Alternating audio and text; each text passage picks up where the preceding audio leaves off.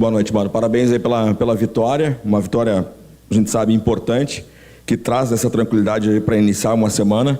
Mas dentro do que é o futebol, evidente que a gente gosta de falar do tático, do porquê que ganhou. Mas comentei aqui com alguns colegas o quanto o Juventude bateu. E cartões amarelos, e cartões, porque isso também influencia. Daqui a pouco você perde um jogador com uma pancada, né? E daqui a pouco perde um jogador para o trabalho da semana. Chamou atenção isso no jogo? Você conversou em algum momento também com os jogadores, até pedindo, claro, tranquilidade, porque o número de cartões para o Juventude na noite de hoje chamou atenção, mano. Bom, primeiro um pouquinho falar do jogo. Acho que a gente fez uma grande partida. Era uma resposta que nós tínhamos que dar depois de domingo, porque eu sempre diferencio o estágio que as equipes se encontram, as que eu dirijo, mensurando o tipo de reação que elas têm depois de um acidente de percurso como tivemos no domingo, de um jogo muito ruim. Porque eles acontecem em 38 rodadas, é um campeonato duro, às vezes você não vai bem, teu adversário vai muito bem. E aí vem o jogo seguinte. Aí você tem que mostrar ou que aquilo é um acidente, ou que é uma tendência, ou que as coisas não estão firmes. As coisas já estão bem firmes, isso que fizemos hoje é uma demonstração. Você já vê que jogadores entram e a coisa já passa a ser natural, como o João Lucas entrou hoje, né? E não tinha feito um jogo inteiro com a gente, eu acho, desde que eu cheguei não tinha feito nenhum. E a gente pôde optar com segurança, porque o time já está mais estável, porque as outras coisas todas vão funcionando. E aí a resposta foi boa, desde o primeiro momento do jogo, mesmo quando a gente ainda não tinha conseguido abrir o marcador, a gente já era superior como equipe, e isso me deixou muito contente de ver a resposta que demos. Falei com a arbitragem sobre isso, falei com o Bandeira, que fica à minha frente, que é um excelente assistente e que é muito educado e conversa com a gente, argumentando exatamente esse tipo de situação, né? Tem um momento do jogo que o cartão amarelo não está mais inibindo a violência de um time contra o outro time. E aí a cor tem que ser outra, porque senão quem bate leva vantagem. Porque daqui a pouco você vai machucar alguém, vai tirar alguém importante do outro time. E algumas das entradas no Arthur foram bem intencionais, né? Sabendo a importância do jogador que ele é para a gente, tentando inibir da forma que não pode ser permitido, e o árbitro tem que notar isso. Acho que o Alex é um dos jovens árbitros que estão vindo aí e que eu considero bons, é a minha opinião pessoal, vai passar por situações como essa para estabelecer uma evolução e obedecer à regra número 1 que eu acho que um árbitro tem que ter para com o jogo: proteger os jogadores que querem jogar. Tá? Então, acho que a gente leva como uma coisa negativa do jogo e o resto tudo foi positivo.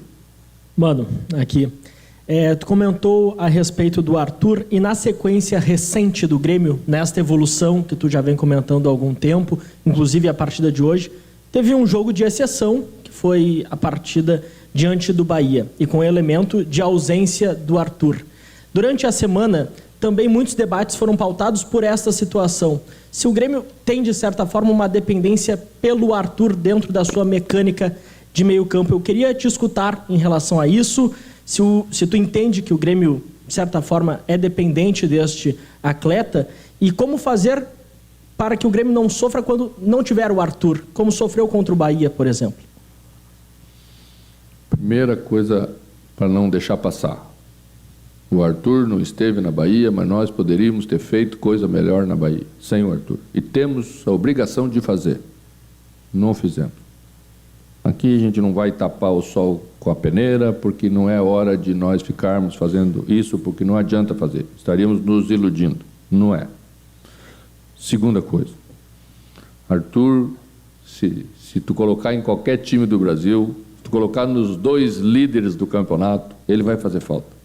Porque ele é de uma outra turma. Tá? E a gente está feliz que agora ele está conosco. Estamos cuidando dele, não levamos à Bahia, porque se tivéssemos levado na Bahia, certamente não teríamos ele hoje aqui. Então, não é poupar, é não poder correr o risco. Tal a importância que eu aceito e que vocês estão dizendo que ele tem. Tá? Então, é isso que a gente tem que fazer nessa hora. Tá? Se tivesse colocado a Muzu desde o início na Bahia, provavelmente não teria o Muzu, o melhor de todos que tivemos até agora, desde que eu estou aqui. Porque essa é uma conversa que se tem com o atleta, se sente o jogador pediu para ficar para a segunda parte do jogo lá, porque poderia dar a sua parcela de contribuição da melhor maneira possível na segunda parte. Infelizmente não deu, porque quando ele entrou o jogo já estava decidido, nós já tínhamos feito tudo errado. Então, é isso, é gerenciar nessa hora um pouco dessa ansiedade de querer ter todos. Hoje, por exemplo, podia ter deixado o Carlos Vinícius mais tempo. Óbvio que podia ter deixado, mas não tem sentido. Então, vamos aos pouquinhos. Essa é uma vitória que dá um alívio de pontuação para o pessoal de cá. A gente, para poder olhar um pouquinho para cima, tem que construir um alicerce firme aqui embaixo para não descer, porque esse é um campeonato muito duro ainda pela paridade da pontuação que todos têm. Se tu fica 2 rodadas sem pontuar, já é, de novo, água subindo, e a gente não quer isso. Então, essa é a importância do resultado de hoje, da maneira como a equipe se portou, da atuação que ela teve para ser merecedora da vitória, da maneira como ela foi construída. E ainda sobre isso, mano, aqui, em relação aos jogos fora de casa, né? Porque essa evolução, a gente citou agora o exemplo do jogo contra o Bahia, que não foi nada bom, que deu tudo errado para o Grêmio, mas o próximo passo agora, mano, é também conseguir apresentar essa maior evolução nos jogos fora para esse alicerce continuar sendo construído? Como diria Jack, vamos por partes, né? A gente fez, antes de fazer o jogo ruim contra o Bahia, a gente fez um jogo bem feito contra o Atlético Mineiro e fizemos um 3-1. A gente fez um jogo bem jogado contra o Flamengo, que estava vindo de um 8-0 na segunda-feira, e a gente teve que ir lá enfrentar naquela situação. A gente fez um Grenal muito bem jogado fora de casa. Então, é importante a gente saber separar uma coisa da outra coisa. Não vencíamos em casa, construímos a 3ª vitória consecutiva em casa, jogando bem. Tá? Então, é assim, tem que passar por algumas partes para depois chegar lá e dizer, olha, agora é com a gente o negócio, pode vir para o estádio com segurança total que a gente vai entregar. E essa é a minha missão como treinador, que a equipe seja consistente para nós sairmos e entrarmos no ônibus sabendo que nós vamos entregar um jogo como entregamos os últimos jogos. Podemos perder porque faz parte, os outros também são muito bons, né? Mas a equipe está dando essa segurança. Eu tenho certeza que o torcedor está sentindo isso da mesma maneira como a gente. Mano, ainda continuando nessa de jogos fora de casa, o senhor citou alguns jogos bons, né? Mas também teve alguns jogos que o Grêmio tinha o controle, Santos, o próprio Bragantino, com toda aquela função, toda a polêmica, mas vamos focar no campo, né? Tirando aquela situação, o Grêmio tinha algum controle de jogo em certos momentos e acabou perdendo força pelos lados, força no meio. Vamos fazer para isso não acontecer também em alguns jogos, porque contra o Bahia parece que depois do segundo gol, além de perder a força, perdeu o lado mental também, né? Gravou? Gravou. É pênalti. Se cair na área, é pênalti. Então, mano, como fazer para que não ocorram esses tipos de situações também nesses jogos fora, porque acaba sendo importante também fazer esses pontos, né? Claro. Para subir degrau a degrau, ganhando em casa, tirando um ponto fora, de vez em quando vai perder de vez em quando, como o senhor citou, mas como fazer para não perder esse equilíbrio durante uma partida quando se tem um controle? Tá. O jogo de Santos foi dividido por a gente na análise por 2 momentos. A gente teve uma primeira parte do jogo de Santos bem jogada, e teve uma última parte que não fomos bem. por coincidência, saiu o Arthur, né?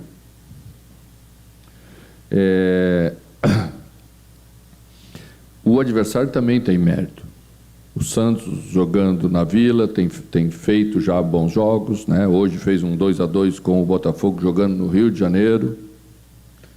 Então, às vezes você não consegue conter, é mérito do outro lado, tá? Eu vi na semana passada, se não estou enganado, Cruzeiro e Fortaleza. O Cruzeiro estava vencendo o jogo iniciou no segundo tempo, parecia que o líder do campeonato era o Fortaleza, o terceiro colocado, e parecia que o que estava sendo rebaixado era o outro. Por que isso acontece? Porque as nossas equipes ainda são instáveis. É meio doloroso falar sobre isso em final de outubro, início de novembro.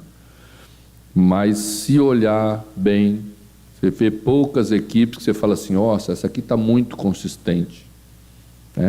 É a dificuldade que estamos tendo, de muitos jogos, de muita pressão, de muita coisa, que atrapalha você oferecer uma equipe consistente. É muita mudança, é muito treinador saindo, muito treinador chegando. Você não tem trabalho que dê isso que precisa dar. Aliás, esse é um problema que temos que resolver no futebol brasileiro, na minha opinião, com a maior urgência. Se nós quisermos ver um futebol melhor, mais parecido com aquilo que a gente vê às 10 da manhã, ao meio-dia, às 2 da tarde, lá fora, a gente vai ter que ter trabalho. Trabalho é fazer um plano, conseguir executar minimamente esse plano para poder cobrar trabalho. Porque senão você nunca está sempre andando atrás do rabo, que nem eu falo assim, né? Sai o treinador, chega um treinador novo, começa a falar de ideias. É muito difícil, na hora da pressão, você introduzir novas ideias. Aí você faz um jogo bom, depois você oscila, depois faz outro ruim, daqui a pouco já questiona o treinador que chegou e ninguém mais serve, todos os jogadores estão muito mal, aqueles que estão... Como é que nós vamos oferecer alguma coisa melhor se nós não conseguimos resolver isso primeiro, né? Da sociedade como um todo, das coisas de querer tudo para ontem, né? Tem que trabalhar para construir um time. Não tem outra maneira de você construir um time se não seja errando, acertando, trazendo novos jogadores, construindo uma ideia. Senão, vamos cobrar o quê, né? Vamos ficar fazendo de conta que estamos fazendo uma análise com profundidade? Não estamos fazendo análise com profundidade, estamos analisando o resultado de cada jogo. E aí não vamos a lugar nenhum. E acho que a gente já passando, graças a Deus, por esse momento difícil que a gente passou aqui. E eu espero que com essa tranquilidade, com a consistência de poder repetir coisas, a gente consiga entregar nessa reta final do campeonato algo que dê expectativa para o nosso torcedor, que é o nosso objetivo. Boa noite, mano. Parabéns pela vitória. Certa vez, numa beira de campo, dois técnicos conversaram, um estava saindo perdedor e o time, ele estava recém assumindo um time que estava em crise. O outro tinha assumido um time em crise técnica um pouco antes e já tinha dado jeito e o time estava crescendo. E esse que ganhou o jogo, fica tranquilo que aqui a coisa estava meio bagunçada também. Mano Menezes, Dorival Júnior. Exatamente. Mano, tu tá na fase aquela de que a coisa já organizou. Isso, os resultados, e mais do que os resultados, as atuações do Grêmio, os reforços tipo Arthur, assim, que correspondem, já nem falo os que tu perdeste, mas já é um novo Grêmio, talvez com novos objetivos, bem provavelmente com novos objetivos dentro do campeonato.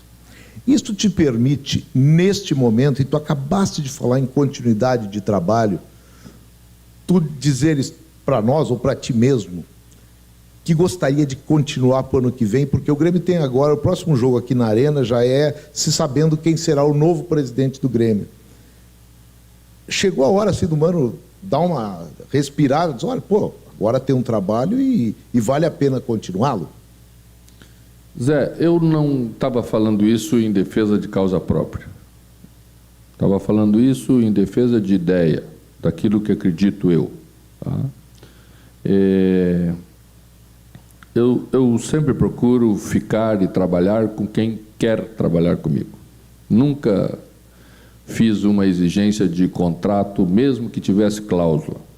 Nunca fiz, porque acho que todo presidente tem o direito de escolher o treinador com quem ele quer trabalhar. É um cargo de confiança.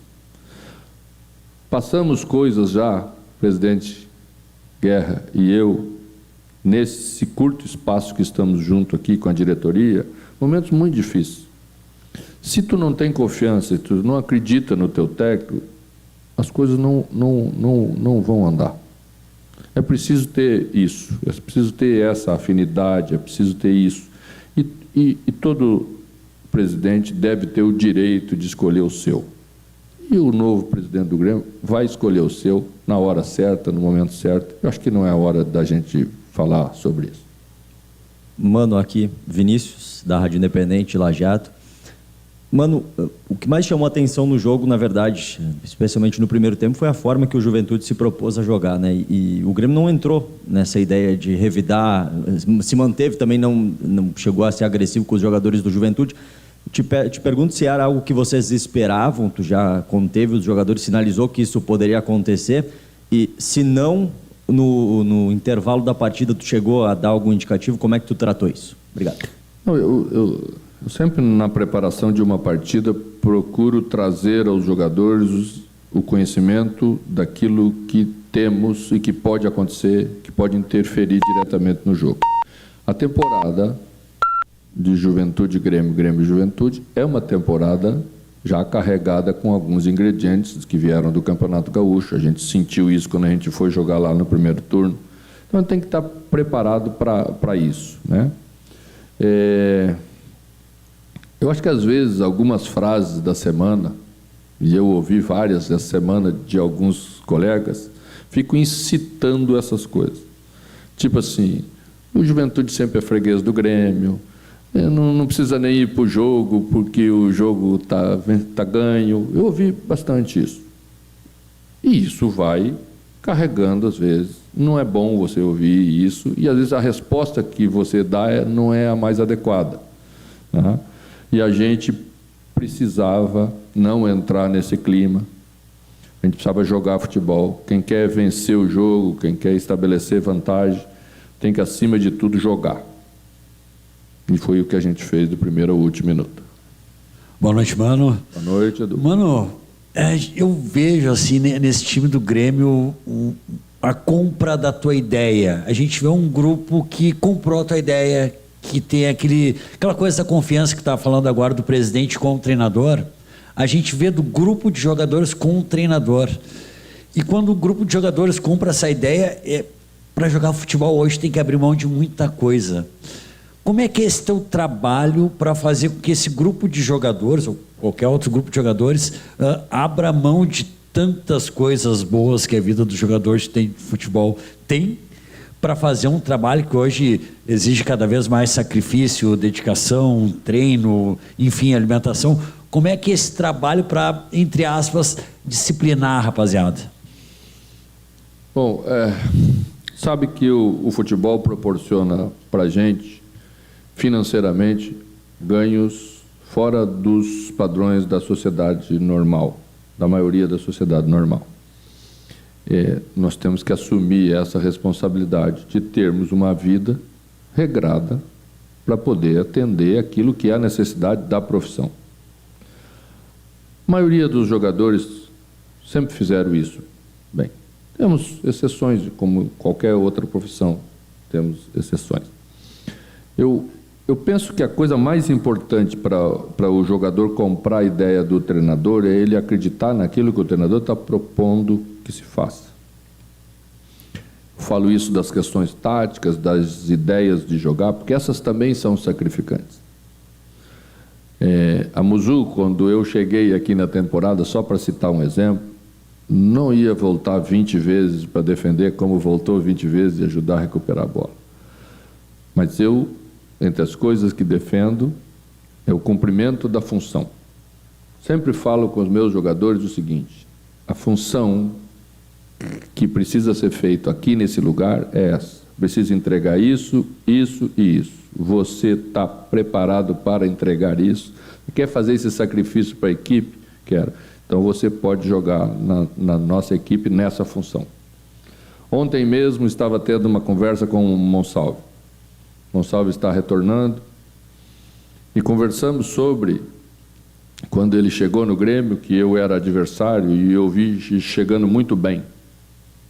Um jogador que fez jogos bem audaciosos, pegava a bola, partia para cima e aquela coisa toda, e quis saber dele por que depois de algum tempo aquele Monsalve meio que foi se apagando e as coisas não andaram tão bem.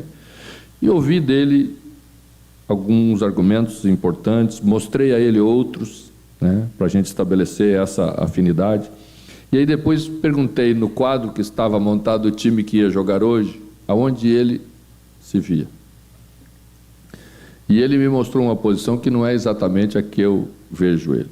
Então, contra-argumentamos, conversamos, mostramos coisas e disse, se fizer essa função que tu está te vendo, tem que fazer isso, isso e isso, porque a função exige, não é uma questão de eu gostar ou não gostar. Então é isso, pode ser que lá na frente vá fazer, pode ser que ele mostre para mim que ele tenha capacidade e característica para fazer e eu, com a maior facilidade, vou me entregar e vou colocar ele nessa posição. Tá? Então isso é o mais importante de tudo. Sim.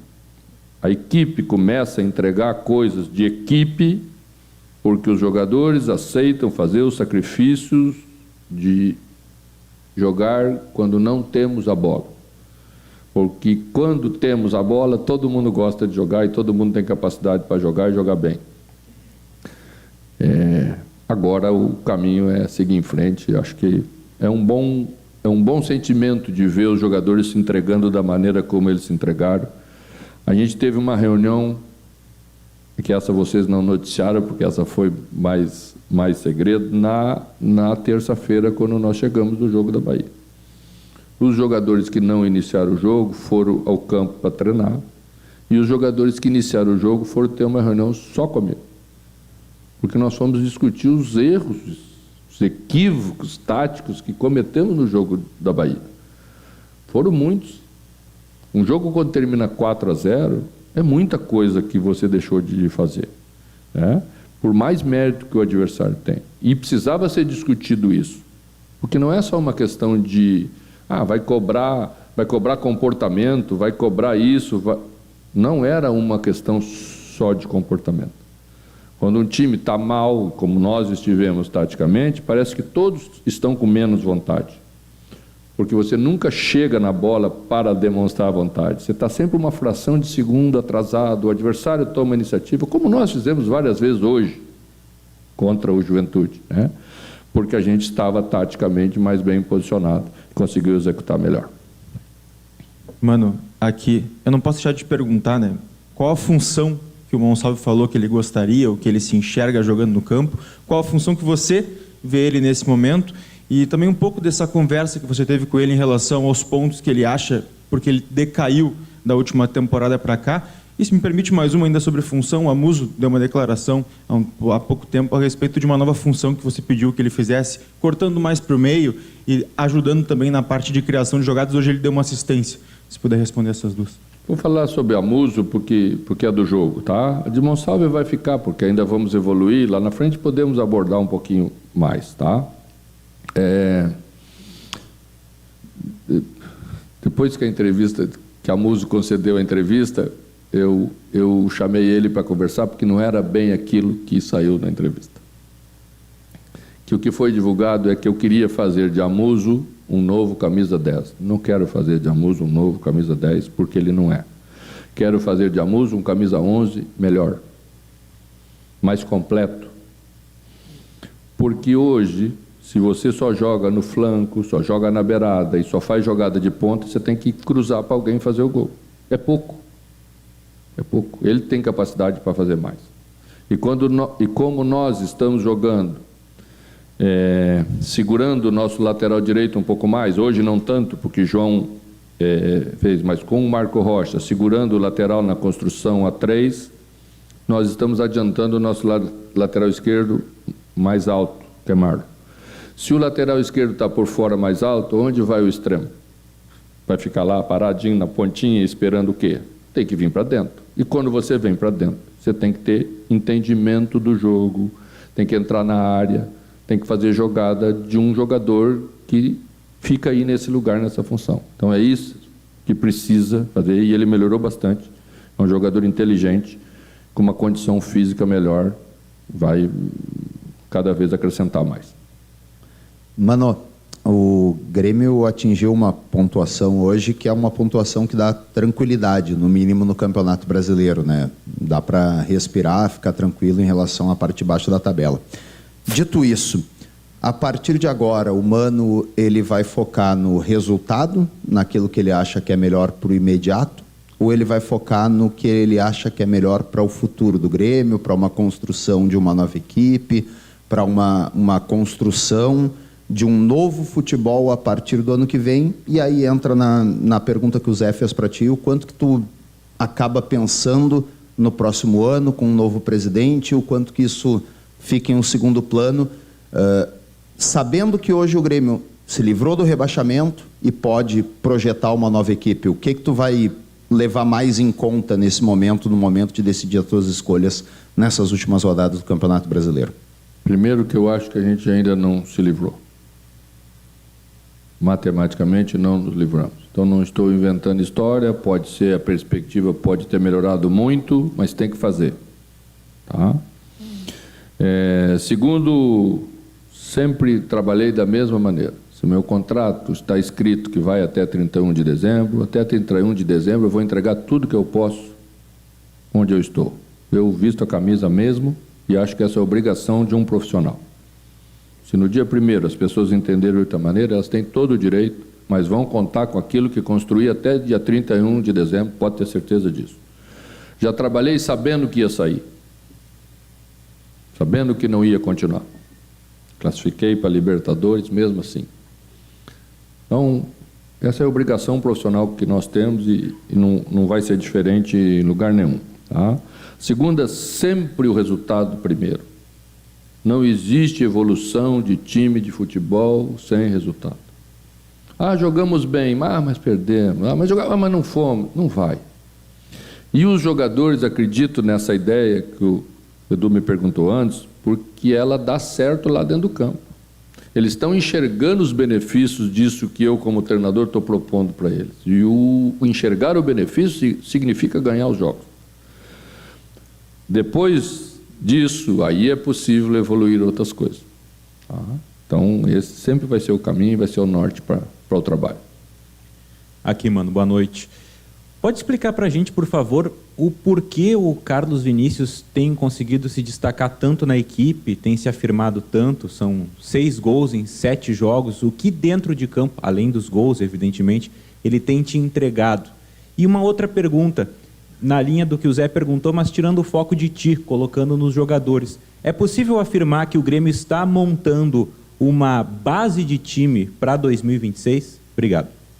Acredito que sim, pela vigência dos contratos, pela resposta que essas chegadas estão dando. Nós contratamos 6, 7, estão jogando 3, né? Então, acredito que quando colocarmos todos esses jogadores, imaginamos o que a equipe ainda pode melhorar. Acredito muito nisso, né? E nunca reclamamos muito, sempre trabalhamos, tivemos perdas significativas nesses últimos 2 meses, né? Umas lesões terríveis de 6 meses, de 8 meses, nunca vi tanto. Até pedimos para benzer, né, presidente? E acho que essa é um retrato daquilo que pode vir pela frente em termos de melhora, acredito muito nisso. Carlos Vinícius é centroavante. Vocês conhecem tão bem quanto eu, porque o Rio Grande do Sul sempre aplaudiu grandes centroavantes, teve em suas equipes vencedoras sempre grandes centroavantes, e ter um assim vale muito para o treinador, porque além de definidor, ele segura a bola na frente, ele incomoda demais os zagueiros, ele ele se entrega para a equipe como um jogador que é o sonho de todo treinador. Quando chegou, eu vi aí uma estatística de que ele não fazia gol há 1 ano e meio, mas coitado também não jogava, como é que ia fazer gol? Só entrava 2 minutos, 5 minutos, 3 minutos, não dá. Desde o primeiro momento que ele chegou, aliás, desde a conversa que tivemos com ele no Rio de Janeiro, pós-jogo, era 1 da manhã, 1 e pouco, e a gente estava trabalhando lá no pós-jogo para conversar com ele, para convencê-lo a vir trabalhar com a gente. A gente sentiu uma coisa muito boa nele. Quando a gente tem esse primeiro contato e sente essa coisa boa que o jogador está trazendo com ele, tem uma grande chance das coisas darem certo. Ele é a cara do Grêmio, e por isso está aí e está se entregando dessa maneira. Os jogadores adoraram ele, gostam dele, trabalham por ele se for preciso, e ele também trabalha pelos seus companheiros. Mano, parabéns pela vitória. Me permita falar do presente e do futuro. O Grêmio tem 8 jogos agora e só desses 8 jogos, apenas 2 clubes estão atrás do Grêmio na tabela. O próximo jogo é contra o Corinthians, um clássico que tem gerado muitas polêmicas, principalmente fora de campo. Como é que tu está enxergando esses 8 confrontos? Mentalmente é mais difícil jogar com os que estão atrás ou vai ser mais complicado jogar com os que estão na frente, inclusive o Corinthians, que é um confronto direto na tabela?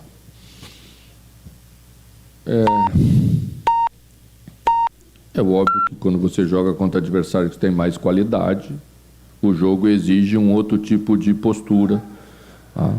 Mas eu sempre penso que é melhor jogar com os de parte de cima da tabela. O jogo é diferente. Você tem repartida a responsabilidade de vencer. Eles jogam, mas eles também te deixam jogar. Se fosse algum tempo atrás, eu ia ficar mais preocupado. Mas como a nossa equipe está entregando um jogo melhor, está jogando um futebol melhor, acho que teremos grandes jogos aí pela frente. No domingo, contra o Corinthians, teremos um exemplo disso. Boa noite, Mano. Parabéns pela vitória. Mano sempre foi um técnico que teve mais resguardos defensivos, né? Resguardos, boa, obrigado. Não, só botei um S. Estou muito feliz pela vitória. E aí, mano, isso foi muito importante na minha visão para o Grêmio sair lá da parte de baixo, porque o Grêmio tinha um time com menos reforços, o outro técnico do Grêmio jogava mais em linha alta, né? Um estilo mais ofensivo, propositivo. E isso é muito importante, mérito da direção de ter te trazido. Agora, com os reforços, tu acha possível que o Grêmio comece, como hoje, como contra o São Paulo, fazer partidas mais propositivas? Conceitualmente, tu te acha assim, um técnico que também consegue fazer proposições de jogo como tu já fez, mas isso tu acha possível no Grêmio com esses reforços, com mais qualidade, etc., talvez pensando no ano que vem? Obrigado. Bom, a nossa cultura, a nossa tradição sempre nos ensinou o seguinte: um jogo de futebol é feito para vencer. A maneira mais adequada para vencer uma partida de futebol muda muito de um jogo para outro jogo, de um adversário para o outro adversário. Eu cresci no interior do Rio Grande do Sul. A gente, quando ia jogar com a dupla Grenal, trabalhava muito durante a semana para não tomar 4, porque era feio tomar 4, a gente ficava com vergonha de tomar 4. Então a gente trabalhava para perder de 1. Depois a gente foi aprendendo que já dava para empatar, depois a gente algumas vezes ganhou. E eu já vi muito corajoso morto, muito gente metida a atacar. Agora, queria te perguntar o seguinte: se é certo que eu tenho menos qualidade do que o time que eu vou jogar no domingo que vem, é correto eu pegar os meus jogadores e empurrar no abismo, dizer a eles, vender a ideia, a mentira que vamos jogar de igual para igual e vamos atacá-lo? Aí tomamos 8. Aí venho para casa, falo o quê para os meus jogadores sentados na frente deles depois? Você acha mesmo que eles vão continuar acreditando num treinador que vende uma ilusão?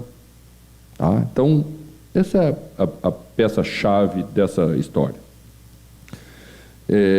Eu recentemente joguei uma final com o Flamengo no Rio de Janeiro. O Fluminense e Flamengo. Nós jogamos a final do Campeonato Carioca.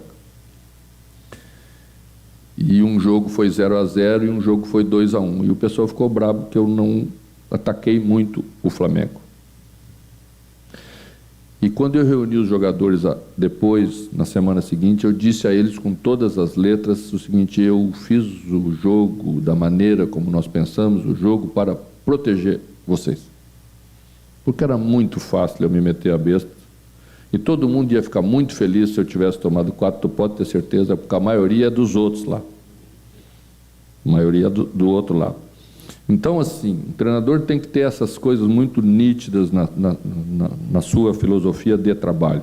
Gosto muito de atacar também, acho maravilhoso atacar, é bonito demais. Quando minha equipe que está lá na outra área, meu coração baixa para 64, 70, bem tranquilo. E quando vem para cá, ele sobe. Né? Mas às vezes não dá, às vezes a gente não consegue. Né? Você vê que hoje, se nós olharmos isso que a gente estava falando há pouco, o que um volante de qualidade de jogo faz diferente numa equipe, faz uma equipe ficar diferente? Um volante. Mas se não for assim, né? Primeira parte, quando nós começamos o trabalho aqui, a gente tinha muita dificuldade de levar a bola com qualidade para os nossos atacantes. Então só dava para jogar em transição. Eu tinha que baixar a linha, esperar, tomar a bola do adversário e chegar o mais rápido possível lá na frente para pegar ele desarrumado. Esse foi a primeira etapa do trabalho. E nós tínhamos que passar por ela, sem falar, sem reclamar, sem abrir a boca, porque eu tenho que proteger os meus jogadores que eu estou dirigindo. E sempre vai ser assim, esse é o caminho. Mano, Paulo Bizarro, Rádio Galera. Hoje, terceira vitória consecutiva dentro da arena, o torcedor voltando em bom número e, como tu disseste aí, né, do interior, fazendo uma analogia com cancha reta. Aí tem o conjunto, né, mano? Cancha reta, os últimos 100 metros, 200 metros, o jockey é muito importante. Faltando 8 rodadas aí para terminar o Campeonato Brasileiro, o papel realmente, tu já meio que declinasse algumas características aí, do papel do jockey nessas últimas 8 rodadas. Obrigado. É impossível chegar em qualquer lugar no esporte coletivo sem um bom técnico. Impossível chegar. Porque envolve muita coisa, você precisa convencer teus atletas, precisa ter uma ideia clara, você precisa comprometê-los com essa ideia. Isso tudo faz uma diferença. Tem que gerir na hora da pressão extrema, porque às vezes tem uma pressão tão grande, ainda você vai tirar jogadores, imagina. Né? E quem não tem essa tranquilidade e esse conhecimento, não tira. E aí machuca. E aí perdemos mais, e aí vamos. É uma hora... um dia eu assumi o Cruzeiro no lugar do Paulo Bento, e o Cruzeiro estava em 19º lugar do Campeonato Brasileiro. E jogamos umas 10 rodadas na zona de rebaixamento. E tínhamos um coach, que agora tem coach. E ele me fez uma pergunta um dia sentado no banco de campo de treinamento. Ele falou assim: como é que é surfar nessa onda de 6 metros de altura? Aí eu falei assim: não pode demonstrar.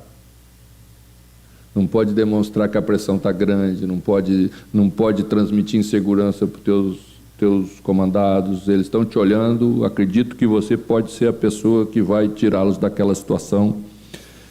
E felizmente temos conseguido fazer isso. Obrigado, mano. Obrigado a todos.